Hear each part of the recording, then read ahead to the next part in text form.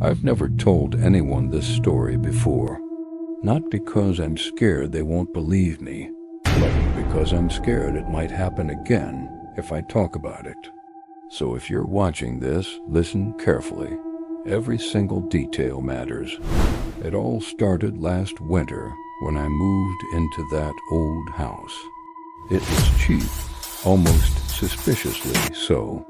The kind of place with cold wooden floors that creaked with every step, walls covered in a web of cracks, and a strange, lingering smell of dust and something metallic. I tried to ignore the red flags. I needed a place, and the price was unbeatable. Looking back, I now know why. On the very first night, as I lay in bed trying to get comfortable in the unfamiliar silence, I heard it. It was a faint sound coming from inside the wall right behind my bed, a slow, steady scraping.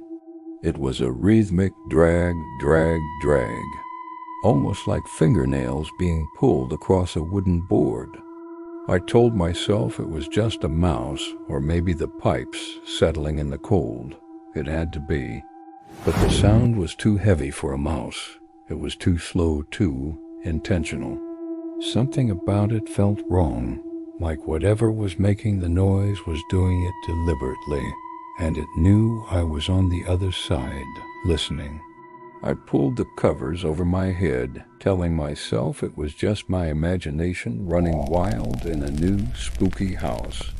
But the sound continued for what felt like hours, a slow, grating lullaby that kept me awake until the first light of dawn. The next day, I convinced myself I had been overtired. The house was just old, that's all. The second night was quiet, deceptively so.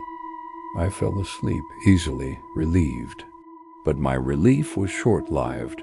On the third night, I woke up suddenly. My eyes shot open, and the first thing I noticed was the time on my phone, 3:14 a.m. The room was drenched in an unnatural silence, the kind that feels heavy and makes your ears ring. And then I heard it. The whisper, it was coming from inside the wall. It wasn't loud, not even close. It was a low, raspy sound, but it was crystal clear. It said my name. It sounded distant, like someone was pressed against the other side of the plaster, their voice muffled but unmistakable. I froze, every muscle in my body locked up. I couldn't move, couldn't breathe, couldn't even scream. I could only lie there, listening, my heart hammering against my ribs so hard I thought it would burst. My own breathing started to sound like a roaring wind in my ears. And the moment it got louder, the whisper stopped, just like that, as if it had heard me, as if it knew I was awake. The silence that followed was 1,000 times more terrifying than the whisper itself. I lay there, staring into the darkness until the sun came up. The next morning, driven by a mix of terror and morbid curiosity, I had to check the wall. I ran my hands over the surface, knocking on it, listening for any hollow spots. Everything seemed normal, but then I saw it. And I swear it wasn't there before. A small, perfectly round hole, about the size of my index finger. It was just above the baseboard, almost hidden in the shadows. My stomach dropped. I knelt down, my hands trembling. Inside the hole was just darkness, but it wasn't normal darkness. It was a deep, heavy, inky black that seemed to absorb all the light. It looked like it was moving, pulsing, almost. Against my better judgment, I leaned closer, trying to see what was inside. And then something moved back, fast, a flash of motion from deep within the hole. I scrambled backward, falling onto the floor, my heart pounding. When I looked back, the hole seemed normal again. Just an empty, dark little hole with a shadow inside. But I knew what I saw. Something was in there, and it had seen me too. I couldn't live with the uncertainty. I couldn't sleep, couldn't think. I had to know what was happening. I decided to record it. That night, I set up my phone on a stack of books, the camera aimed directly at the wall and the mysterious hole. I pressed record, then I left the room, leaving the door slightly ajar so I could wait in the relative safety of the hallway. I sat on the floor, my back against the opposite wall, and waited. The hours ticked by. 1 a.m., 2 a.m. Then, right on cue at 3:14 a.m., the sound started again. The familiar, dreadful dragging, the scratching, and then the whispering. My name, over and over, like a broken record. But this time, something else happened. When I finally worked up the courage to go back into the room and check the video, my blood ran cold. On the phone's screen, the wall wasn't there. I mean, it was literally gone. In the video, the space where the wall should have been was just a dark, empty void, stretching into absolute nothingness. And then, for a single horrifying frame, a pale, long-fingered hand reached out from that darkness, and it touched the camera lens. It tapped the glass right where my phone's camera was. But I never saw that hand in real life. I was in the hallway. I would have seen it.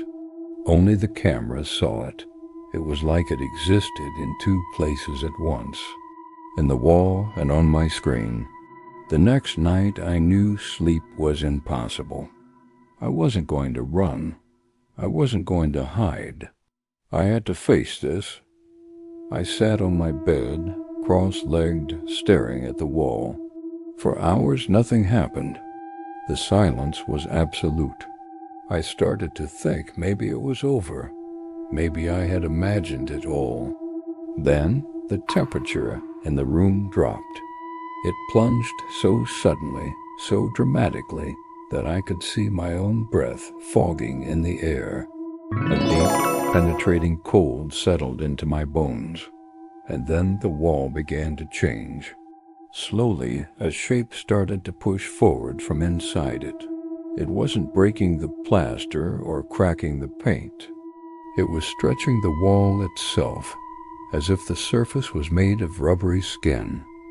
A face began to form beneath the paint. Sunken eyes, a long, thin nose, a mouth. It was pressing forward, its features becoming more and more defined, trying to push its way through into my room. But the worst part, the part that will be burned into my memory forever, was that it was smiling. A wide, silent, terrifying smile. That was it. That was my breaking point. I ran. I didn't think, I just moved. I grabbed my keys, my phone, and nothing else. As I fumbled with the lock on the front door, desperate to get out, the whisper came again. But this time it wasn't from the wall. This time it was right behind me. Soft, warm. It was so close I could feel the breath on the back of my neck. And it said, "Don't leave. I'm not finished with you." I didn't look back. I threw the door open and sprinted out of the house, out into the cold night air. I didn't stop running until I reached the main road, the streetlights feeling like the safest place on earth. I never went back to that house. I left everything behind. My clothes, my furniture, my memories. None of it was worth it. You'd think that would be the end of the story. I moved far away. I live in a new apartment now, a modern building with thin walls. But sometimes late at night, when everything is quiet and my room is dark, I still hear it. That slow, dragging sound. It's faint, but it's there. And it's coming from inside the wall. The same wall I'm staring at right now.